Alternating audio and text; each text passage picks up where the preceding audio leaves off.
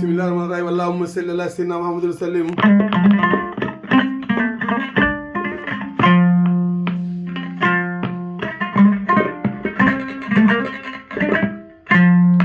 Alhamdulillah wa hamdan katsiran alhamdulillah kulli halin.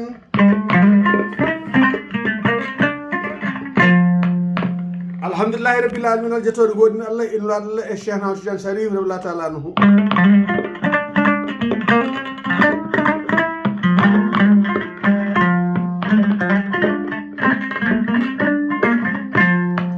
bandiraɓe sehilaɓe caggal min mbi allahumma salli ala sayyidina Muhammadin sallim min jetti Allah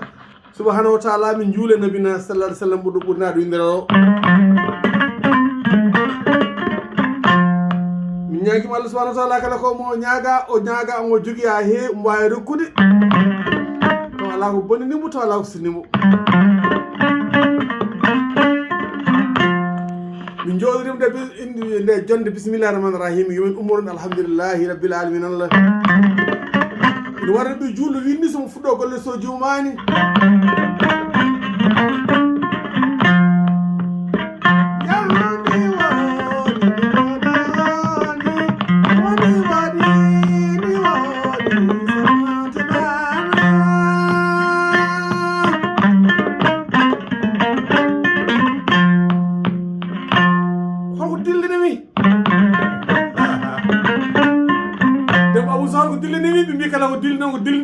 dole seydi so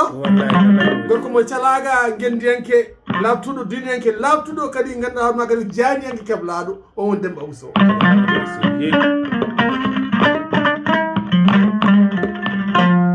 dilnimi ko Africa Pular TV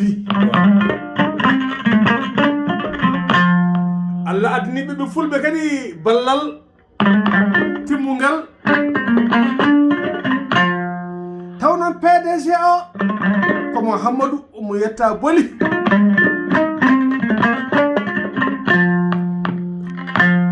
Allah arzini mo o wi omo waɗa ayaw habrirde wonande ɓiɓɓe fulɓe kala ɗo goni ɓe funnangue ɓe hirnangue ɓe reeɓe worgo beele pinal men enen fulɓe fulɓe e diine men l'islam ene ƴellito ene mawnira Mounas Kanté, directrice de cette radio ou de la télévision Africa Pular TV ono ko gori tanira suma nguru Kanté wala suma woro Kanté le roi Soso dum capan tari kanko lamino Soso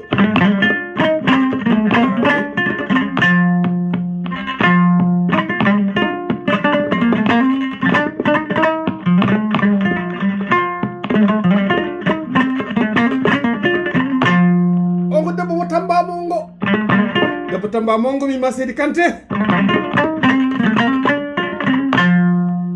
sono Hulay alias Pullo Sow Hulay Sow alias Pullo Sow animatrice l'Islam sans frontières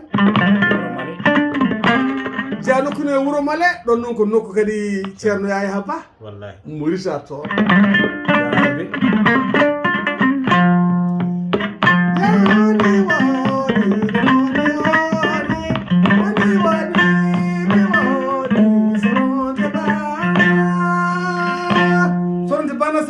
mbiɗo hen no rimɓe ne kewi kono ɓe potani Mohamed Boli noon suyama noon omo andi ko gonga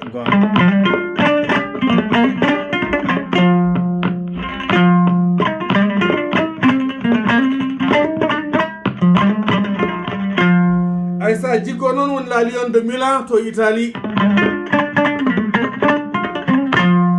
temgalle makko Bamba El Hadj Dambay Mati Souran ɓe mbi hay mo yaani mbaroɗo nani ina ungo hay mo yaani fof nani ŋuuña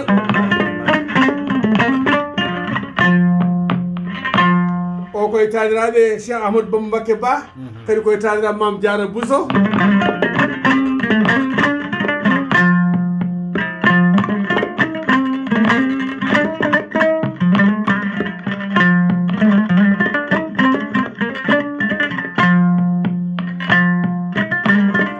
Ceerno Mamadou omo yetta wan Ceerno Hamdi Rabbi wan on noon kadi innira Ceerno Hamdi Rabbi Ndiaye Madina Ndiaye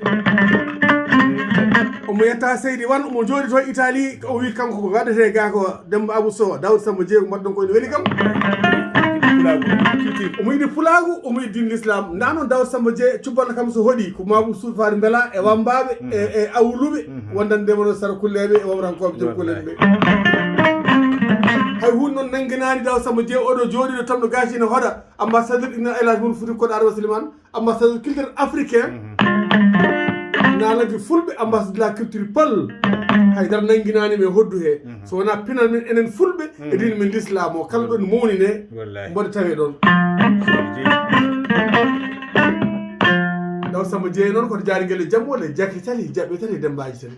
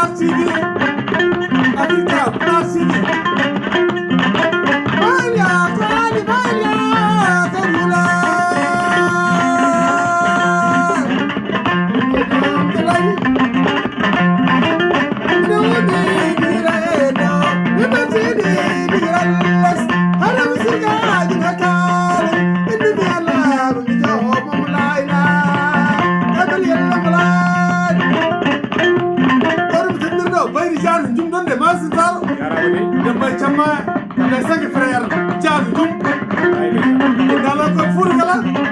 ambarkide Baba Baydi Mal monum selam cernam kanam Baba Baydi Mal mo podor dorgol so mandari Allahumma salli ala sayyidina Muhammad wa sallim donc ava pour wi haro jula bendu on jarama Seydi